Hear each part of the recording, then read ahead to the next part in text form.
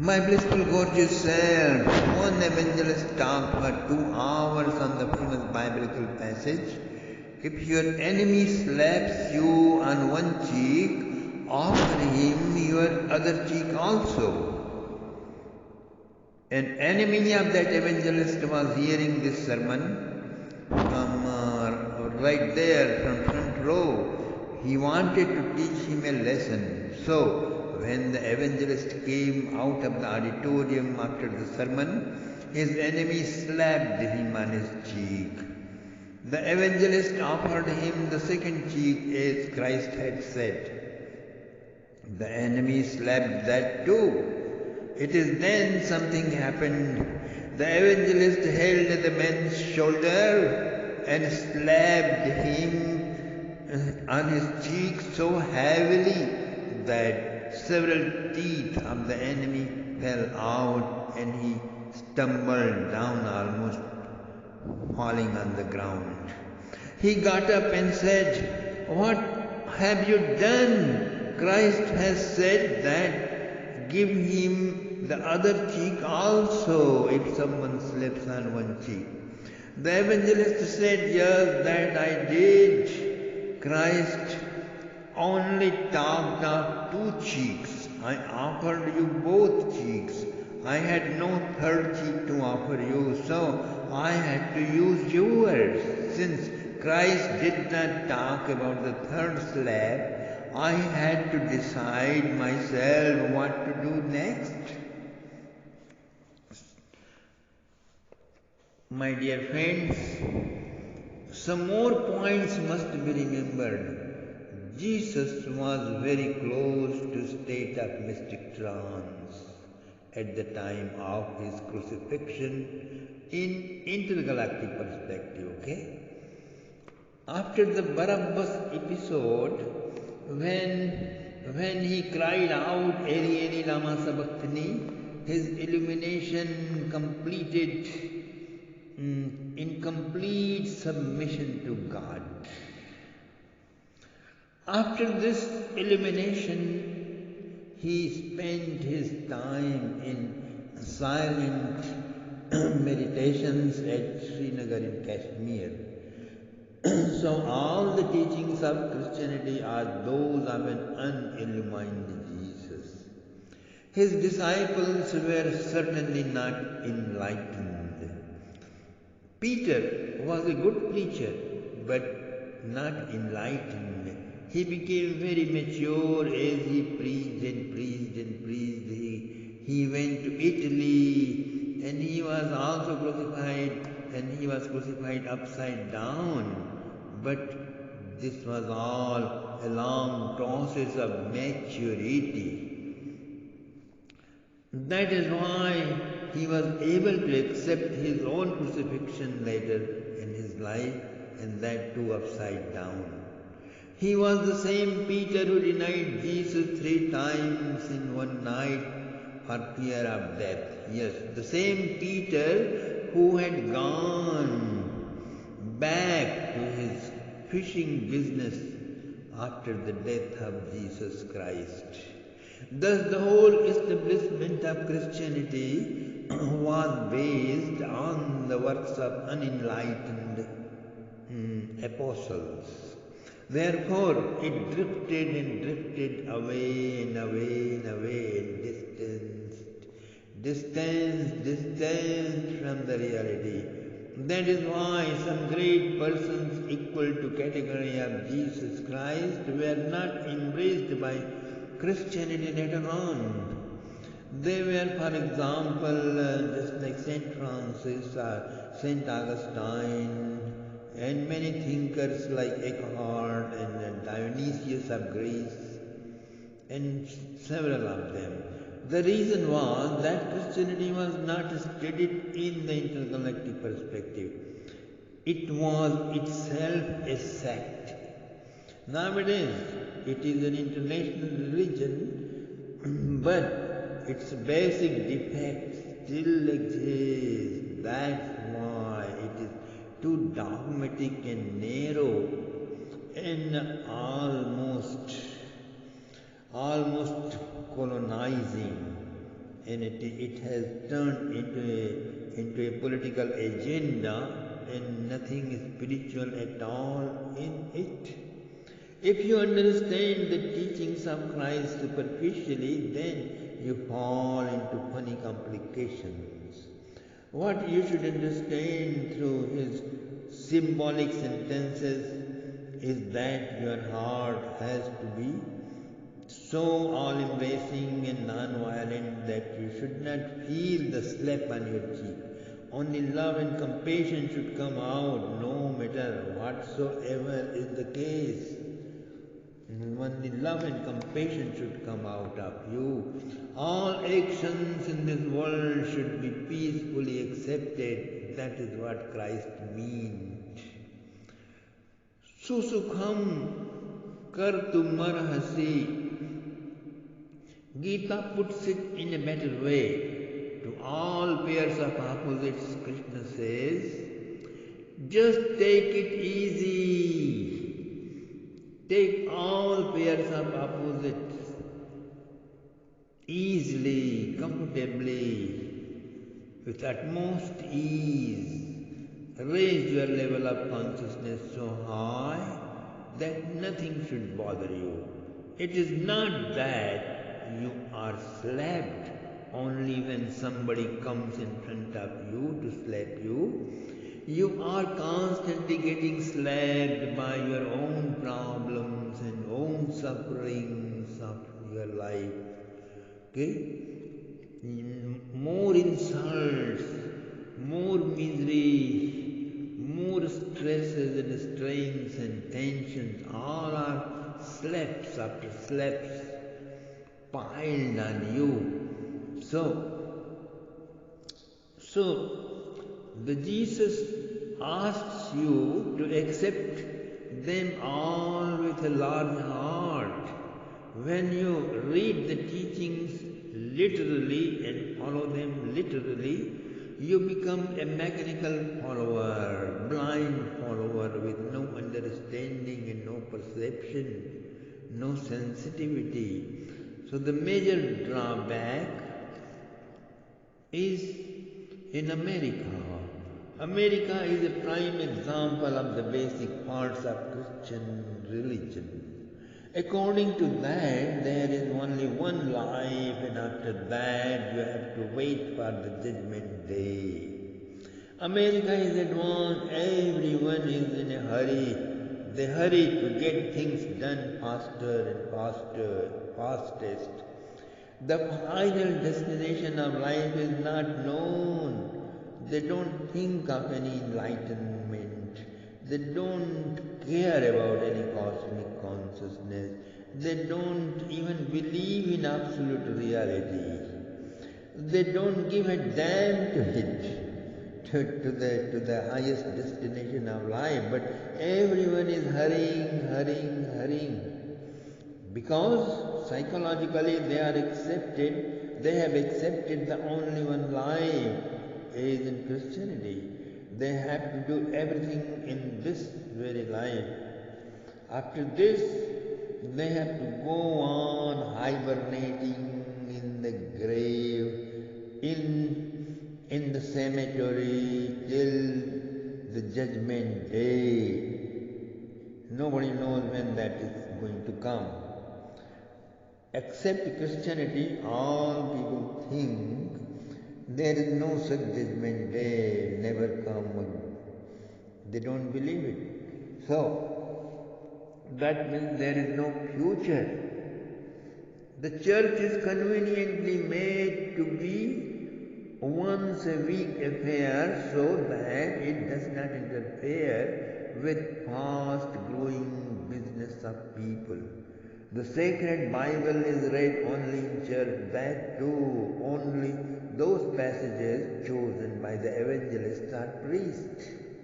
If you, in spite of being the first American, read the Bible in your home, you will have questions, many questions which the priest could not answer, or it will boggle his head. He will go insane. So between your business and the church's reluctance for your reading the Bible in your home, you never know what Christhood is, what Christ consciousness is. Christianity is a misery lover, my dear friend. This is the third point. It loves the cross. It is the symbol of death. Cross is not part of Christ's life. It came only at the end of his life. It signifies torture, lament, unrest, and suffering. Through that suffering he passed, but it did not touch him. This cross has become symbolic and touchy for Christians of today. In the love of cross, in the love of symbol, Christianity lost Jesus Christ completely. The mass psychology is pathological. It feels only sympathy. It has no acquaintance with compassion. It doesn't know about empathy. It knows only to suffer and sympathize. For that, a symbol of suffering is very necessary. Also, it can sustain the guilt of the masses. That's what Christianity is doing today. It is said that Christ never loved. I totally disagree. He loved all the way. Who else can love? But in order to support the cross, they project a sad, a serious, a burdened Christ. They project their sadness on Jesus Christ. They project their misery on Jesus Christ. They project their mind on the screen, and for that they have manipulated and distorted Jesus Christ so badly. My dear friends, I introduce to you the authentic Jesus Christ. I make you shout that Jesus was happy and joyful throughout his life. He was not morose, not despiser of laughter. Listen, when Lazarus died, the news was sent to Jesus, who was far away that time. He came leisurely in 4 days. By then the corpse had started stinking. Mary and Martha were weeping bitterly, and Jesus was too late to save Lazarus. The corpse was kept in a small room. It was waiting for Jesus. Jesus came, and he went inside. But it was so stinking. From outside of the cave he called out, "Lazarus, come out!" To the great surprise of all people, Lazarus came out of the cave, out of that little tiny room on his own 2 feet, alive, healthy. "Yes, Master, I am coming," he responded. I am not insisting upon its historical background, but I am talking about its spiritual fact. This is exactly how the Master calls you out of your death, calls you out of your stinking cave wherever you are, just rotting and deteriorating. Men and women full of superstitions and prejudices and orthodoxy and biases and prejudices and many psychosomatic disorders is nothing but a stinking corpse waiting for a warm invitation from an enlightened one. It's waiting, always waiting in that stinky cave you call it world. The Plato's cave, Plato calls it. In the Greek philosophy, it is Plato's cave. In Hindu philosophy, it is Bhavatavi. So here I am also calling, oh Americans, oh British, oh Germans, oh Norwegians, oh Mexicans, oh South Americans, oh Indians, come out of your perceptions. You must know prejudice is death that happens to the conditioned mind. Conditioned mind is time. Time means constant change. If you live in mind, you live in constant change. And change is the other name for death. If you drop your conditioned mind, if you transcend, if you rise above your identity, your obsession with vanity, your ego, then you rise above death and you live in eternity. A state of consciousness of eternity. Then you enter into mystic trance, you enter into deathlessness, my dear friend. Once Jesus Christ was asked, well, sire, well, what is so special about your kingdom of heaven you talk about all the time? And Jesus answered, there is no time. It's the timeless dimension of existence. You speak of Jesus Christ, you have never known Him because you never experienced Him, because He can be experienced only in Christ consciousness, and that is one flavor and certain dimension of cosmic consciousness, and cosmic consciousness is one deliciousness of the state of enlightenment. And then it goes enlightenment A, enlightenment B, enlightenment C, and enlightenment D to endless deliciousness, my dear friend. Before this, you are just like that nun, just blackening the face of your beloved God, whatsoever you follow, whatsoever you are devoting to, just blackening His face. It is as though you are not even a painter. Still you are painting your Christ picture, okay? You do not see the colors, but you are painting and painting and painting and not knowing anything, just painting. And then whatever you have made is a funny picture. One leg here, another one there, half head here, half head there.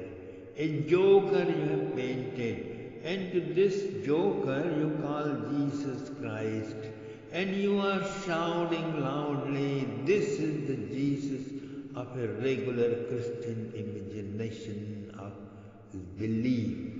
It's just a collection of imaginations of all pathological people of past 2000 years. You are just ignorant, my dear friends. What is ignorance? Ignoring the essential is ignorance. That is what has happened to Christianity.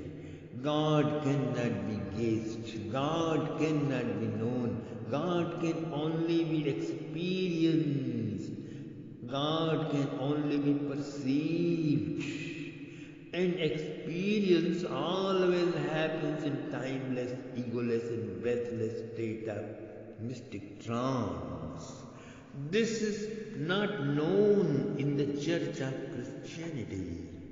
If you want to know who is Jesus and what is true Christianity, then you must know intergalactic history and how to take to mystic trance, because this is the way through which such an authentic experience can be produced.